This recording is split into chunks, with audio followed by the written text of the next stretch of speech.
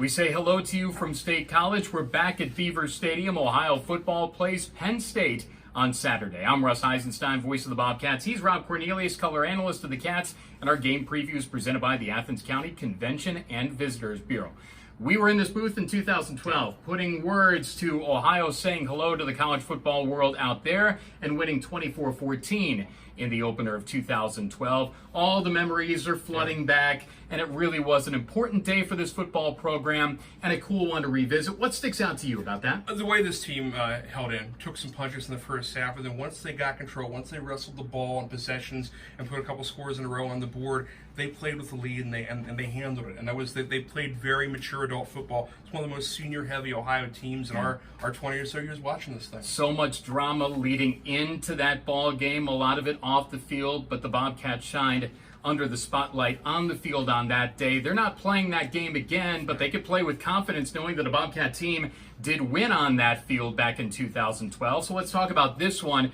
Coming off of the 41-38 win over Florida Atlantic in the opener, Curtis Rourke played his best game as a starting quarterback. 4 touchdown passes, nary a pick, and he ran for a score. MAC Player of the Week offensively. Yeah, he was able to spread the field by throwing the ball and running the ball. Also may have found a primary receiver in James Bostic. This team was looking for more of an offensive identity. He spread the ball around, but he found a guy for over 100 yards. Yeah, and being mindful of the passing defense of Penn State, they knocked 16 passes down in their win over Purdue, 35-31 in their opener at West Lafayette on the Thursday night of Week 1. Got to be mindful of Joey Porter Jr., and that's secondary for Penn State. No, they'll cover the ball a lot differently and get to a lot more things that FAU did. They'll provide a lot more pressure in the back four.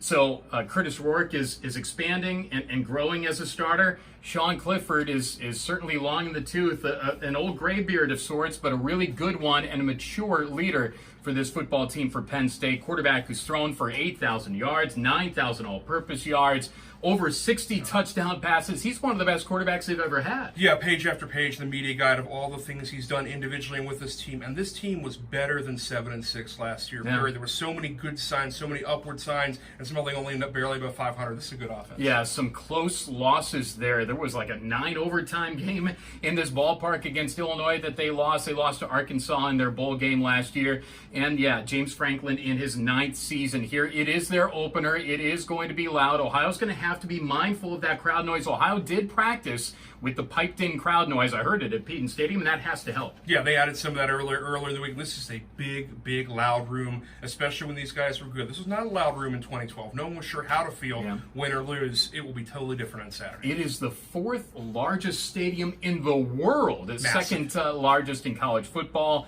and it should be a fun one. I'm looking forward to it. I know you are too. No, another great venue, another great Saturday to be a Bobcat. Yeah, it should be a lot of fun. Our radio network pregame show will begin at 11 a.m. with the kick at noon. It's on ABC, but listen to your boys, Rob Cornelius. I'm Russ Eisenstein. Our game preview presented by the Athens County Convention and Visitors Bureau. Ohio and Penn State on Saturday. We're going to do some radio here. This is Bobcat TV.